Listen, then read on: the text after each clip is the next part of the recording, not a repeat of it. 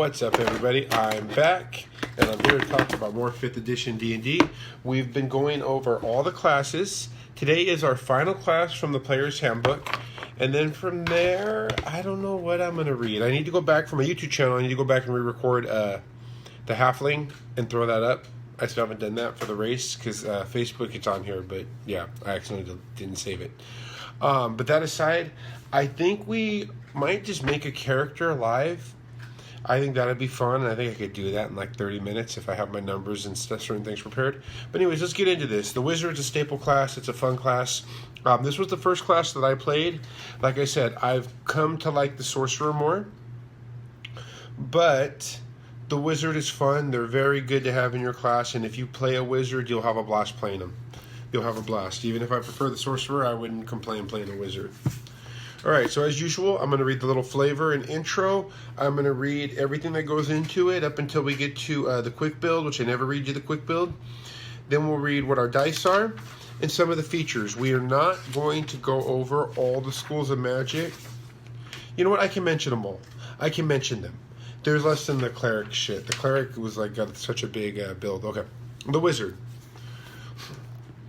Clad in the silver robes that denote her station, an elf closes her eyes to shut out the distractions of the battlefield and begins her quiet chant.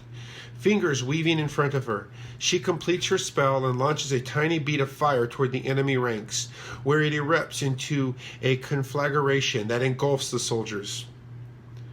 Checking and rechecking his work, a human scribes an intricate magical circle in chalk on the bare stone floor, then sprinkles powder iron along every line and graceful curve. When the circle is complete, he drones a long incantation. A hole opens in space inside the circle, bringing a whiff of brimstone from the otherworldly plane beyond. Crouching on the floor in a dungeon intersection, a gnome tosses a handful of small bones inscribed with mystical symbols, muttering a few words of power over them. Closing his eyes to see the visions more clearly, he nods slowly, then opens his eyes and points down the passage to his left. Wizards are supreme magic users, defined and united as a class by the spells they cast. Drawing on the subtle weave of magic that permeates the cosmos, wizards cast spells of explosive fire, arching lightning, subtle deception, and brute force mind control. Their magic conjures monsters from other planes and existences, glimpses the future, or turns slain foes into zombies. Their mightiest spells change one substance into another, call meteors down from the sky, or open portals to other worlds. Real quick, I'm surprised you didn't play Emily Young. I'm surprised you haven't played like a gnome mage. I almost thought you were going to go that way. So, scholars of the arcane. Wild and enigmatic, varied in form and function, the power of magic draws students who seek to master its mysteries. Some aspire to become like the gods, shaping reality itself. Though the casting of a typical spell requires merely the utterance of a few strange words, fleeting gestures, and sometimes a pinch or clump of exotic materials, these surface components barely hint at the expertise attained after years of apprenticeship and countless hours of study. Wizards live and die by their spells. Everything else is secondary. They learn new spells as they experiment and grow in experience. They can also learn from other wizards, from ancient tombs or inscriptions, and from ancient creatures such as the Fae that are steeped in magic. The lore of knowledge. Wizards' lives are seldom mundane. The closest a wizard is likely to come to an ordinary life is working as a sage or lecturer in a library or university, teaching others the secrets of the multiverse. Other wizards sell their services as diviners, serve in military forces, or pursue lives of crime or domination. But the lore of knowledge and power calls even the most unadventurous wizards out of the safety of their libraries and laboratories and into crumbling ruins and lost cities. Most wizards believe that their counterparts in ancient civilizations knew secrets of magic that have been lost to the ages, and discovering these secrets could unlock the path to a power greater than any magic available in the present age. Creating a wizard. Creating a wizard character demands a backstory dominated by at least one extraordinary event. How did your character first come in contact with magic? How did you discover you had an aptitude for it? Do you have a natural talent, or did you simply study hard and practice insistently? Did you encounter a magical creature or an ancient tomb that taught you the basics of magic? What drew you forth from your life of study? Did your first taste of magical knowledge leave you hungry for more? Have you received word of a secret repository of knowledge not yet plundered by any wizard? Perhaps you're simply eager to put your newfound magical skills to the test in the face of danger. So, wizard, you're going to have the lowest dice in the game, which is a D6. They're nice, and they don't give D4 hit dice anymore. I believe second edition and first edition, you were like a D4. You get a D4, you get the usual stuff. So armor, none. Weapon proficiencies, daggers, darts, slings, quarterstaffs, and light crossbows. They're very nice. Back in the day, you're proficient in staffs and daggers. Your saving throws are intelligence and wisdom. Your skills, you get to choose from Arcana, History, Insight, Investigation, Medicine, and Religion. It's kind of tough because even though you get to choose from 2, you're going to want to always fucking take Arcana as a mage. You don't want to not be proficient in Arcana. It doesn't make sense. Spell casting. You're going to get your spells. You're going to get some cantrips. We'll talk about how spells and cantrips work after this. We've mentioned them with everybody. Anybody who's played 4th edition, cantrips are your at-wills. They just kind of change the names and semantics and things, but they combine the best of 3rd edition and the best of 4th edition to make this 5th edition. But it's very not 2nd edition and things. Wizards have to prepare their spells overnight. So one of the things that makes a wizard a little more stuffier than like a sorcerer is that the wizard table, blah, blah, blah, you prepare the list of wizard spells that are available for you to cast. To do so, choose a number of wizard spells from your spell book equal to your intelligence modifier plus your wizard level. The spells must be a level for which you have spell slots. So then, for example, if you're a 3rd level wizard, you have 4 first level and 2 2nd level spell slots. With an intelligence of 16, your list of prepared spells can include 6 spells of 1st or 2nd level in any combination chosen from your spell book. If you prepare the 1st level spell Magic Missile, you can cast it using 1st level or 2nd level slots. Casting the spell doesn't remove it from your list of prepared spells. You can change your list of prepared spells when you finish a long rest. Preparing, so you got to. That's how it is you've got to change your list of spells, and you're kind of fixed. Warlocks and sorcerers, you get to pick and just kind of sling around what you got, but you have a far less extensive spell book as a lock or a sorcerer. A wizard, you get more, and with the wizard, as you learn to play your character, you know what you're fighting, you know what you're going up against, you know what you're going to need in your spells and what you're not going to need to prepare. So, I mean, they are the ultimate caster. Like I said, I like the sorcerer because they're kind of no-brain it. The wizard gets ritual casting, which I don't know if the lock gets it right away. They might get a later level, and the sorcerer doesn't get it. I think you got to feat into it. I think my intelligence is too... No, my intelligence might be too low for that. Anyways, you can cast a wizard spell as a ritual spell that has a ritual tag. Spellcasting focus. You can use an arcane focus as a spellcasting focus for your wizard spells. That's like your wand, your staff, whatever you want to do. Learning spells of 1st level and higher. Each time you gain a wizard level spell, you can add 2 wizard spells of your choice, so you can get more.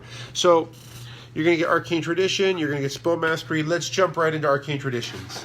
At the 2nd level, you've got to pick what type of school you come from. When you reach, or you not come from, but want to specialize in. When you reach 2nd level, you choose an arcane tradition, shaping your practice of magic through one of 8 schools: abjuration, conjuration, divination, enchantment, invocation, illusion, necromancy, or transmutation. We're going to read the flavor of each one, but we're not going to maybe get into most of them. I'll glance over whatever excites me. I'll probably ramble about. Real quick, you get something called Arcane Recovery. You have learned to regain some of your magical energy by studying your spellbook. Once per day, when you finish a short rest, you can choose expended spell slots to recover. The spell slots can have a combined level that is equal to or less than half your wizard level, rounded up. And none of the slots can be 6th level or higher. So that's dope. So at level 1, you can rest and get 1 spell back because it's rounded up. Nothing is rounded up in D&D. So that's nice they gave you that. So in actuality, you kind of have 1 more slot than that. But the spell slots combined have The spell slots can have a combined level that is equal to or less than half your wizard level rounded up. So by level 3, you're recovering 2 of these slots. So on, you get it. Okay, so arcane traditions. Let's go through these. The School of Aberration. The School of Aberration emphasizes magic that blocks, banishes, or protects. Detractors of this school say that its tradition is about denial, negation, rather than positive assertion. This is a blue deck for you Magic the Gathering players. You understand, however, that ending harmful effects, protecting the weak, and banishing evil influence is anything but a philosophical void. It is a proud and respected vocation. Called abjurers, members of this school are sought when baleful spirits require exorcism, when important locations must be guarded against magical spying, and when portals to other planes of existence must be closed. So you're going to get a bunch of things associated with that: protection wards and improved arcane ward. School of Conjuration. Let me make sure I skip nothing. I think of alphabetical order. Yep. So, School of Conjuration. As a conjurer, you favor spells that produce objects and creatures out of thin air. You can conjure billowing clouds of killing fog or summon creatures from elsewhere to fight on your behalf. As your mastery grows, you learn spells of transportation and can teleport yourself across vast distances, even to other planes of existence in an instant. Think of the warlock that uses demons and summons in Warcraft, and you could do some shit like that. In fact, at second level, Conjuration Savant, you the golden time you must spend to copy a conjuration spell into your book is halved. You start to get all these other cool things. You get durable summons, focused conjuration. So School of Divination. I'm sure School of Divination is going to play some meta effects. The Council of Diviner is thought by royalty and commoners alike, for all seek a clear understanding of the past, present, and future. As a diviner, you strive to part the veils of space, time, and consciousness so that you can see clearly. You work to master spells of discernment, remote viewing, supernatural knowledge, and foresight. So, you're going to get a bunch of cool stuff to see the future, and how that's going to reflect is, like, for instance, important. Starting at the second level, when you choose this school, glimpses of the future begin to press in your awareness. When you finish a long rest, roll 2 d20s and record the numbers rolled. You can replace any attack roll, saving throw, or ability check made by you or a creature you can see with one of these foretelling rolls. You can choose to do so before the roll, and you can replace a roll in this way once per turn. Each foretelling roll can be used only once when you finish a long rest, so you're going to get some cool meta shit like that. School of Enchantment. Enchantment's straightforward. You're usually going to buff weapons, buff allies. As a member of School of Enchantment, you have honed your ability to magically entrance and beguile other people and monsters. Some enchanters are peacemakers who bewitch the violent to lay down their arms and charm the cruel into showing mercy. Others are tyrants who magically bind the unwilling into their service. Most enchanters fall somewhere in between. I don't want to read all night, so let's jump to School of Invocation. You focus your study on magic that creates powerful elemental effects such as bitter cold, searing flame, rolling thunder, crackling lightning, and burning acid. Some evokers find employment in military forces, serving as artillery to blast enemy armies from afar. Others use their spectacular power to protect the weak, while some seek their own gain as bandits, adventurers, or aspiring tyrants. That's essentially an elemental mage. School of Illusion. You focus on your studies on magic that dazzles the senses, befuddles the mind, and tricks even the wisest folk. Your magic is subtle, but the illusions crafted by your keen mind make the impossible seem real. Some illusionists, including many gnome wizards, are benign tricksters who use their spells to entertain. Others are more sinister masters of deception, using their illusions to frighten and fool others for personal gain. Of course, you're going to get a bunch of complimentary shit with that. This one I'll probably read a little bit into because I love the flavor of it. The School of Necromancy. The School of Necromancy explores the cosmic forces of life, death, and undeath. As you focus your studies in this tradition, you learn to manipulate the energy that animates all living things.